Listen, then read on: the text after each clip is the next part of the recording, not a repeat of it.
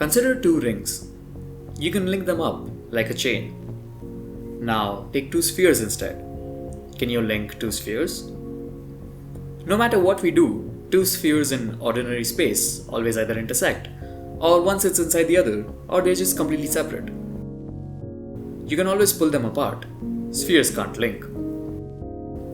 At least, not in 3 dimensions. Recently, I came across a problem that claimed that in 6 dimensions, two spheres can genuinely link. And the best part is that the proof is just a few basic steps of linear algebra. Firstly, here's some context. We'll be dealing with spherical geometry where our universe is in flat space but the surface of a sphere. Here, our straight lines become these great circles or spherical lines. We get these circles by slicing the sphere with a plane through its center. Naturally, this definition holds for spheres of any dimension. For example, let's take S3, which is the unit sphere in our 4-dimensional space R4. We would once again have that the spherical lines are made by intersecting a 2-dimensional subspace, a plane, with S3. Of course, we also get spherical planes, which is the intersection of a 3-dimensional subspace with our sphere. This is precisely the correspondence that this entire video runs on. Every question about spherical geometry just becomes a question about subspaces. So, if we had any mathematical questions about, say, this ring on top, we just need to look at the corresponding subspace that is intersecting the 3 sphere, which I've taken the liberty to represent as this sort of wireframe sphere. Of course, the same thing holds for the spherical plane as well. We just need to look at the corresponding 3-dimensional space that is intersecting the sphere. So we have all these intersections with the 3 sphere, but how do you look at the 3 sphere itself? It lives in R4. The standard trick is to use the stereographic projection. We pick a point of the sphere, we call it the North Pole, and project everything else away from it. In this example, you can see that our 2 sphere, which is a 2-dimensional manifold in R3, gets nicely mapped to R2 instead. Using this exact same idea in one higher dimension, the 3 sphere minus our chosen point maps bijectively onto ordinary 3-dimensional space. Luckily for us, the stereographic projection is a homeomorphism, so nothing tears, nothing glues, and nothing is identified. This is a nice and faithful projection. The spherical lines will go to circles or to straight lines if they happen to pass through our chosen point, the pole. This is going to be a particularly useful tool for us during this proof because all the objects in the argument will live upstairs in R4, so the stereographic projection gives us a way to look at these objects.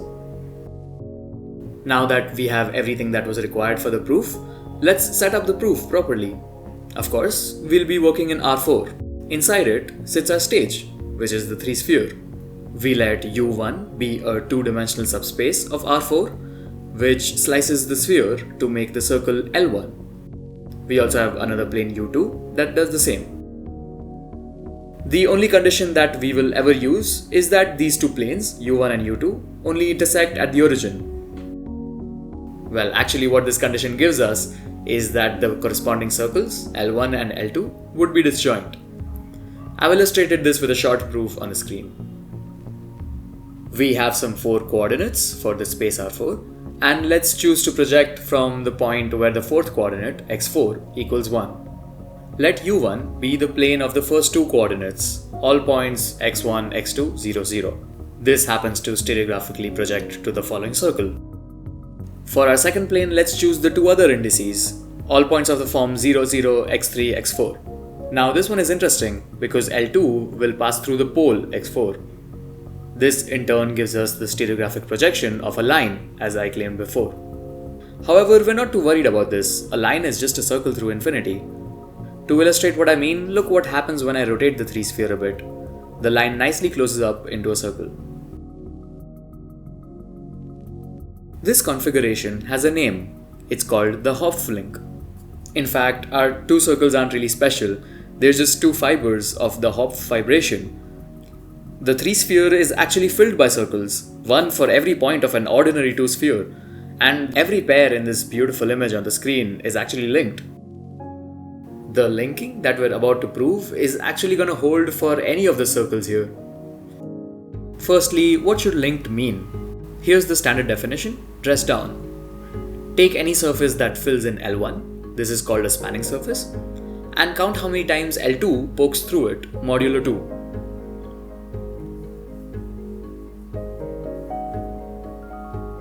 This parity doesn't depend on which film you choose. The idea behind the proof of this is that if we glue two films together along L1, you get some sort of closed surface, and a closed surface gets crossed an even number of times, so the two films must agree. Anyways, we can also equivalently say that any such closed surface gets poked twice. So if this modulo 2 linking number is 1, that means that every possible film gets poked and the circles are linked. To prove the linking of these circles using this definition, the first step would be to choose our film. Now I'm gonna take a very nice looking film, which is the standard 2 sphere. Remember, we can make this sphere by just taking some three-dimensional subspace of R4 that contains U1, let's call it V, and we slice it against the sphere. This surface, which is the 2 sphere, I'm gonna call it sigma. Now when does a point lie on our surface sigma and the other circle L2? This point must be a unit vector in the corresponding subspaces U2 and V. And now we count dimensions. V is 3-dimensional, U2 is 2-dimensional, and together they span all of R4 because V already contains U1 and U1 plus U2 span everything. With some simple trickery from Grassmann's dimension theorem, we get that the dimension of U2 intersected with V is 1. But wait, a one-dimensional subspace? That's just a line through the origin. And a line through the origin meets the unit sphere in exactly 2 points, a pair of antipodes. Let's call them plus q and minus q. So on this entire sphere, the circle L2 shows up just as 2 points. Although in this particular case, we can easily see that there's just 1 point per hemisphere, let's actually prove this in a precise way. To do this, we measure the height above the equator. This is just some linear function that of course vanishes exactly on L1. Flip a point to its antipode and a linear function flips sign. So plus q and minus q sit at opposite heights. Thus, we have one in the northern hemisphere and one in the southern hemisphere. So, L2 punches the northern hemisphere exactly once. This is odd parity, the modulo 2 linking number is 1. And we have so proven that the circles are linked. We just did one computation, but by the invariance we established earlier, every film is pierced. In fact, we get infinitely many computations for free. Any choice of V would have worked. Also notice that we never used coordinates. The argument only ever knew that U1 and U2 are some two-dimensional subspaces meeting at the origin. So it didn't just prove one link, it proved the whole Hopf fibration at once. Every pair of fibers you just saw are linked. Okay, so we had this nice dimension counting argument to prove that these two particular circles are linked. But what about the more interesting part of the problem that I promised earlier? Can we use the same tactic to prove that two spheres can also be linked? Let's try to do that. Let's once again have a setup. Now we'll be working in R6 and our stage will be the 5 sphere S5. Now since we want to partition R6, U1 and U2 are no longer 2-dimensional but they will now be 3-dimensional, and their intersections with the 5 spheres will not form rings but they will form 2 spheres. Once again, we will only hypothesize that U1 and U2 meet only at the origin, and thus our corresponding 2 spheres, P1 and P2, would be completely disjoint by an analogous proof. It's the exact same setup, it's just that most of the numbers are just shifted up by 1.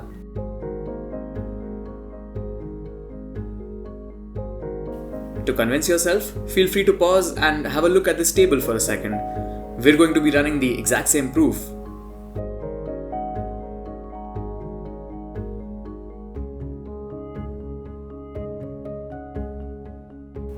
In fact, let's just have a look at both the proofs in parallel. Okay, so this time, the surface that gets pierced, sigma, is not going to be a great 2 sphere, but it's going to be a great 3 sphere. Because the subspace V that we would be choosing, that contains U1, is not 3-dimensional but 4-dimensional. Okay, so once again, we can't really visualize the 3 sphere, but instead of doing another stereographic projection, I'm simply just not going to show it, and I'll just show the object P1 instead. Remember that our original circle L1 split the spanning surface into the northern and the southern hemisphere. What is the equivalent here? Well, those were actually 2 disks, which are filled in S1s. So now we're gonna get filled in S2s, which are 2 balls. So all in all, we now have a 2 sphere inside a 3 sphere, which is cutting it into 2 balls. So of course, this is quite messy to imagine. So I'm just gonna represent one of the filled 2 spheres as the inside and the other filled 2 sphere as the outside. So our red surface here, P1, is, well, splitting it. Now once again, a point lies both on the surface and the intruder, which is P2 here, exactly when it is a unit vector in U2 and in V. We go through the exact same dimension argument, and we once again get a line going through the origin, which gives us 2 antipodal points. Earlier, we had 1 point in each hemisphere, or 1 point in each of the disks, and now we have 1 point per ball, one outside and one inside. And so by the definition of being linked, we have finally managed to construct 2 spheres in our 6-dimensional space that cannot be pulled apart. They are genuinely linked. We never even had to imagine 6 dimensions, we just needed to know Grassmann's dimension theorem, and we needed a little bit of creativity. In the end, the beautiful part about this proof is that the arithmetic doesn't stop at 6. We can keep feeding this mechanism larger numbers and it will keep answering. Fortunately for us, we can work with spheres of any dimension we like, prove that all of these are linked in some space that we will never be able to visualize.